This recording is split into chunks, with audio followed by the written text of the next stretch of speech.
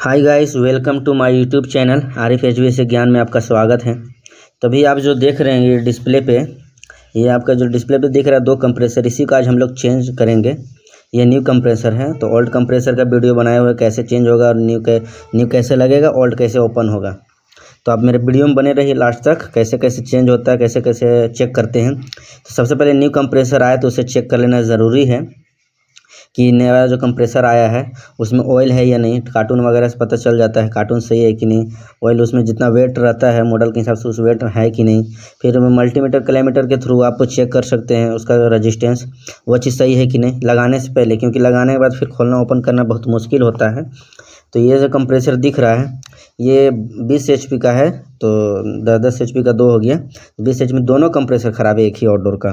तो सबसे पहले आपको चेक कर लेना ज़रूरी रहता है कि ऑयल सही आया है कि नहीं न्यू मशीन का, और फिर ऑयल है वेट सही है कि नहीं मॉडल के हिसाब से, और रजिस्टेंस इसको चेक कर लेना रहता है। बस यही 2-3 चीज़ चेक कर लीजिए, बाकी बात पुराना आप चेक ही कर लिए हैं कि कैसे ख़राब हुआ होगा। तो इसी मशीन में चेंज कर रहे हैं, जो मशीन में हम पिछला वीडियो में आपको डाले हुए हैं, जिसमें PCB चेंज किए हम 2 PCB इन्वर्टर PCB। तो दोनों इन्वर्टर PCB दोनों कंप्रेसर चेंज हुआ है। तो 2 इन्वर्टर PCB तो चेंज हो चुका है, ये वीडियो भी आपको डाल रहा हूँ। तो ये कंप्रेसर का है, तभी आपको हम बताऊंगा कि ये कंप्रेसर कैसे चेंज होता है। तो वीडियो में बने रहिए, अब आपका वीडियो स्टार्ट होगा। तो इसको खोलने से पहले सबसे पहले प्रेशर को जितना भी है आउटडोर का उसको वाल्व को बंद कर लेना रहता है। और आउटडोर का अगर कंप्रेसर दोनों ख़राब है तो पंप आउट तो होगा नहीं, और ये तो हॉट एंड कूल था इसलिए पंप आउट हो जाता, लेकिन दोनों कंप्रेसर ख़राब होने के कारण पंप आउट नहीं होगा। तो आइए देखिए, अभी हम कंप्रेसर ओपन कर रहे हैं। तो कंप्रेसर ओपन कर रहे हैं। अभी सबसे पहले ओपन करने के लिए सक्शन लाइन को ओपन किया जाता है, सक्शन लाइन और ये ऑयल सेपरेटर। इसको ओपन करने से पहले सबसे पहले आपको वाल्व बंद करके जितना भी मास्टर का जिसमें आप कंप्रेसर चेंज कर रहे हैं उसका टोटल गैस आप डिस्चार्ज लाइन में जो पिन लगा हुआ रहता है NRV पिन, उससे आप रिलीज़ कर लें टोटल गैस को। और टोटल गैस रिलीज़ करने से पहले आपको करना ये है कि मशीन ऑन रहेगा उस स्थिति में आपको वैक्यूम मोड में डालना है। वैक्यूम मोड में डाल करके उसके बाद आपको ही तभी गैस रिलीज़ करना है ताकि वाल्व सारा ओपन हो जाए। उसके बाद फिर आप टोटल गैस आप रिलीज़ करिए। तो देखिए ऑयल सेपरेटर और हमारा सक्शन लाइन दोनों जो स्टार ओपन हो चुका है, और अभी हम डिस्चार्ज लाइन को ओपन करेंगे। तो ये हमारे डिस्चार्ज लाइन ओपन कर रहे हैं। तो सब सावधानियाँ यही रखना पड़ता है कि टोटल गैस रिलीज़ हुआ है कि नहीं। तो जिसमें हॉट एंड कूल दोनों रहता है उसमें तो पंप आउट हो जाता है, लेकिन इसमें हमारा दोनों कंप्रेसर ख़राब हो गया है और दोनों PCB, इसलिए पंप आउट का ऑप्शन नहीं था, तो हमें गैस रिलीज़ करना पड़ा था। तो वो तो वीडियो नहीं बनाया है, लेकिन आप जब भी कीजिएगा तो दोनों का गैस रिलीज़ कर लीजिएगा। कंप्रेसर जब भी दोनों चेंज हो रहा है, अगर एक ख़राब है तो पंप आउट हो जाता है। पंप आउट का मतलब इंडोर में और टोटल पाइपलाइन में गैस चला जाता है। तो देखिए भैया हमारा सक्शन लाइन ओपन हो रहा है। तो जो भी है जब तक ये अच्छा से हीट ना हो तब तक ऊपर का जोर से खींचना नहीं है ताकत लगा करके। और क्योंकि वेल्डिंग मारने भी यही नियम रूल लगता है कि जब भी ब्रेजिंग आप कर रहे हैं तो सही से आपको परफेक्ट ब्रेजिंग करना है, ओपन करते समय परफेक्ट ब्रेजिंग करना है। इसका ओपन करने से पहले सेंसर का वायर वगैरह सब टोटल चीज़ खोल लेना है, लाइन कट आउट कर लेना है। तो ये चीज़ आपको ध्यान रखना पड़ता है। तो देखिए अभी हमारा ऑयल निकल गया। चेहरा जस्ट सामने नहीं रखना उसके ऊपर, क्योंकि हो सकता है ऑयल का प्रेशर जब भी निकले तो फिर चेहरा पे लगे। तो अभी हमारा कंप्रेसर ओपन हो चुका है। तो इसका बेस भी नीचे से ओपन करके देखिए, नीचे वाइट दिख रहा है ना कंप्रेसर में, वो हमारा ये था। तो ये ही PCB चेंज कर रहे थे। तो ये देखिए हमारा दूसरा कंप्रेसर अभी आप हम लोग ओपन कर रहे हैं। तो उसमें सक्शन और ऑयल सेपरेटर का ओपन हो चुका है। अभी हम डिस्चार्ज ओपन कर रहे हैं इस वीडियो में। तो यहाँ पे देखिए ये डिस्चार्ज ओपन हो रहा है, हमारा सक्शन पहले ओपन हो चुका है। नीचे में वाइट जो दिख रहा है कंप्रेसर में, और जो गैस रिलीज़ किए हैं ना उसका गैस रिलीज़ का दिख रहा है आपको वाइट वो आइस फॉर्म बन चुका है। तो आप जब भी गैस रिलीज़ करें तो कंप्रेसर में ये चीज़ हो रहा है तो समझ जाइए कि आपका मतलब गैस टोटल रिलीज हो चुका है। क्योंकि गैस कंप्रेसर पास तभी ऐसा होगा जब कंप्रेसर से भी गैस निकल जाएगा, तभी। अगर ऐसा बन जा रहा है समझिए कंप्रेसर से आपका गैस निकल गया, और ऐसा कंप्रेसर पास नहीं में दिख रहा है तो समझिए कि आपका कंप्रेसर से अभी भी कंप्रेसर में गैस है, कंप्रेसर से गैस नहीं निकला है। तो देखिए हमारा कंप्रेसर से अभी ये डिस्चार्ज लाइन भी ओपन हो चुका है। तो ये डिस्चार्ज लाइन भी ओपन हो गया। तो बस इसी तरह भी आपको ओपन करना है, सावधानियाँ रखना है ओपन करने से पहले। फिर उसके बाद ओपन करने देखिए हमारा न्यू कंप्रेसर आया हुआ है, दोनों कंप्रेसर ओपन हो चुका है। ये न्यू कंप्रेसर है दोनों, और ये हमारा जो ओल्ड कंप्रेसर है इसको जो निकाले हैं। न्यू कंप्रेसर पैक ऐसे आता है, तो ये देख रहे हैं ना, ये हमारा न्यू कंप्रेसर है, पैकिंग आया था डब्बा में, ये बाहर निकाल के रखा हुआ है। तो ये हमारा न्यू कंप्रेसर लगा रहे हैं। तो न्यू कंप्रेसर जब भी लगाए तो सबसे पहले कंप्रेसर लगाने से पहले एक मतलब फ्लश कर लें। उसके बाद फिर देखिए डिस्चार्ज लाइन को सबसे पहले हम कनेक्ट कर रहे हैं। किसको कर रहे हैं? सबसे पहले डिस्चार्ज लाइन को कनेक्ट करना है। डिस्चार्ज लाइन को कनेक्ट करना, अच्छे से ब्रेजिंग करना है। ब्रेजिंग करते समय ध्यान देना है कितना हीट पे सही से ब्रेजिंग रड गल रहा है कि नहीं, और जितना में आप ओपन किए तो उतना अंदर इन हुआ है कि नहीं। अब ताकत ज़्यादा नहीं लगाना है, अच्छे से ताकत लगा के आप एंट्री करना है। फिर उसके बाद देखिए हम अभी ऑयल सेपरेटर को अभी धीरे धीरे करके उसको अंदर ले जाएंगे। तो ये हमारा ऑयल सेपरेटर है, जो ऑयल सेपरेटर का जो पाइप निकला हुआ है ना, वहाँ पे ऑयल सेपरेट करता है। तो ऑयल सेपरेटर के बारे में वीडियो बना दूंगा आपको एक और, कि ऑयल सेपरेटर क्या काम है, कैसे काम करता है, आउटडोर कैसे बेसिकली एक और वीडियो बनाएंगे हम कि कैसे कैसे टोटल काम करता है पार्ट्स। और कुछ लोगों का रिक्वायरमेंट भी था कि पीसीबी चेक करके बताइए पीसीबी का, तो कोई साइट पे जाते हैं तो उसका भी बताते हैं अभी हम वीडियो। तो देखिए अभी हमारा ऑयल सेपरेटर भी हो गया है। अब हम सक्शन लाइन में करेंगे। तो सक्शन लाइन थोड़ा सा मोटा होता है और इसको अच्छे से एंट्री करना रहता है, क्योंकि ये जो है थोड़ा पाइप जो इधर उधर हो जाता है, तो आप ज़बरदस्ती इसमें जोर ताकत नहीं लगाना है। इसमें ताकत लगाने से क्या पाइप क्रैक कर जाएगा ना, क्योंकि यहाँ पे हीट भी रहता है। और ब्रेजिंग अच्छा वाला यूज़ कीजिए, क्योंकि एक मार्केट में आता है 20-25 रुपये वाला, वो भी ना यूज़ करके ये 75-70 रुपीज़ का एक ब्रेजिंग रड आता है। तो ये ब्रेजिंग रड यूज़ कीजिए आप, पतला होता है, इससे ब्रेजिंग भी अच्छा होता है। और ब्रेजिंग करते समय ज़्यादा हीट भी नहीं देना है आपको, वन टाइम में ब्रेजिंग करके निकलना है। नहीं तो एक मतलब पीछे छूट गया फिर आगे छूट गया, ऐसे करते करते 2-3 मरतबा ज़्यादा हीट भी नहीं देना है, वन टाइम में ब्रेजिंग करके निकल जाइए।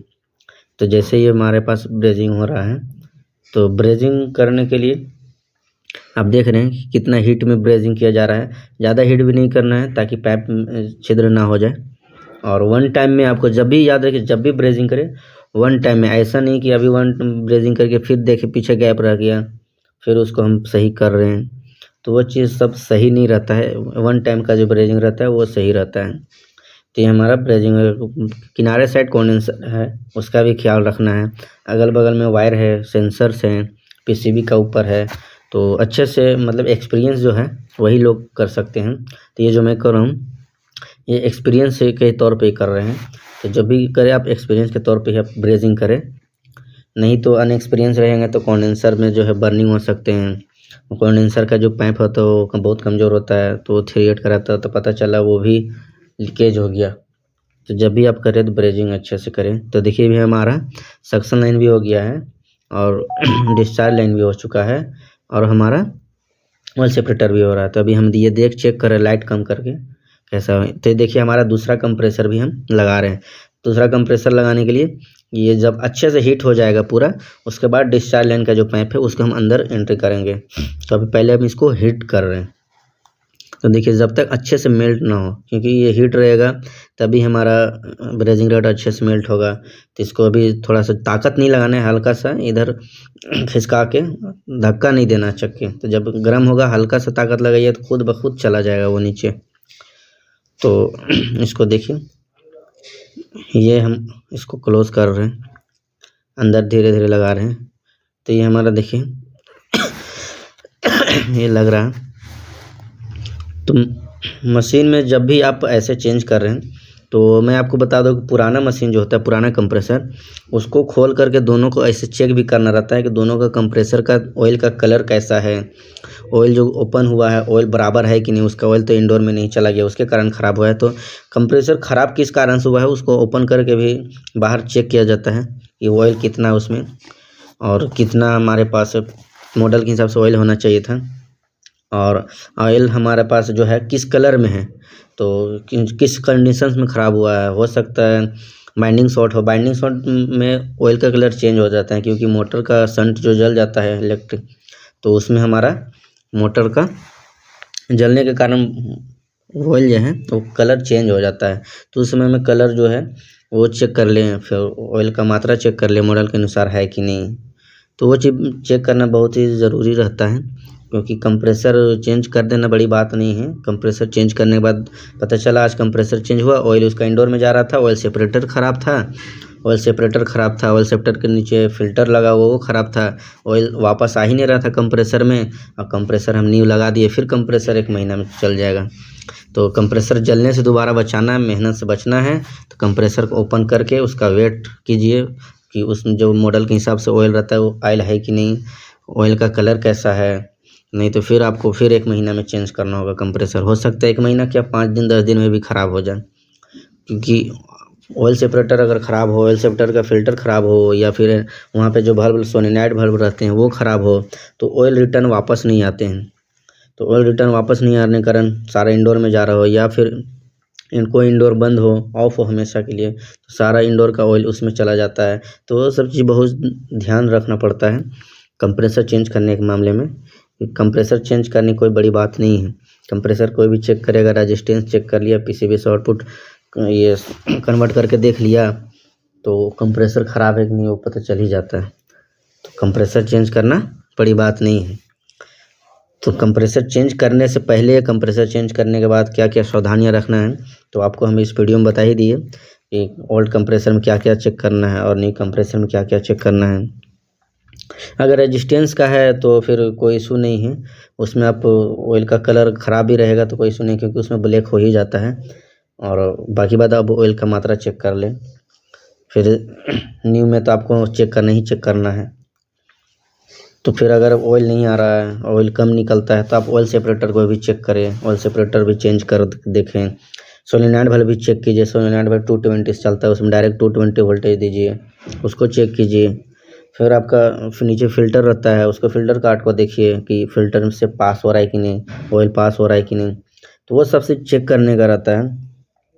तो 1 to 1 चेक कर सकते हैं कि ऑयल सेपरेटर मेरा काम कर रहा है कि नहीं। अगर ऑयल का मात्रा नहीं मिलता है तो ऑयल सेपरेटर का भी एक वीडियो बना कर डाल दूंगा आप लोगों के पास, कैसे कैसे ऑयल सेपरेटर चेक होता है, कहाँ कहाँ से आपको चेक करना रहता है ऑयल सेपरेटर का।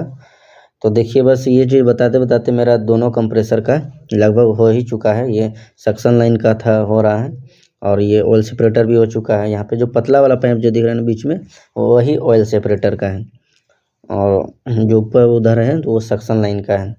तो दोनों को जब भी आप ब्रेजिंग कीजिए अच्छा से मेल्ट कर लीजिए, और ब्रेजिंग 1 टाइम कीजिए, क्योंकि 1 टाइम करने में पाइप भी ज़्यादा हीट नहीं रहते हैं, क्योंकि यहाँ पे हाई प्रेशर रहते हैं, तो ज़्यादा हीट होगा तो पाइप वीक होगा। तो ज़्यादा हीट होने के कारण, पाइप वीक होने के कारण हाई प्रेशर से पाइप भी क्रैक हो जाता है। कभी कभी पाइप फटने का भी आता है, केसेस आते हैं, ऐसा नहीं कि नहीं आते हैं, आते हैं पाइप। फिर आप ये टोटल करने के बाद मशीन को फिर अब ऐसे चेक कीजिए। चेक कैसे करना है, इसमें नाइट्रोजन प्रेशर होल्ड करना है, मिनिमम 350 350 PSI और मैक्सिमम 560 तक आप डाल के इसमें अब चेक कीजिए, कोई इशू नहीं है। आप 99 पिन से, ऐसा नहीं कि आप बल्ब से इधर से डाल रहे हैं तो इधर मशीन में जा रहा है।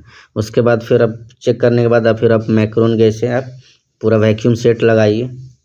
ये बल्ब बंद रहेगा, सब NRV पिन वहाँ से होगा, डिस्चार्ज लाइन से, आउटडोर का काम, क्योंकि बल्ब के इधर इंडोर का रहता है। तो ये देखिए हमारा मैक्रोन लगा हुआ है, ये वैक्यूम सेट हम यहाँ पे लगा के अभी वैक्यूम कर रहे हैं।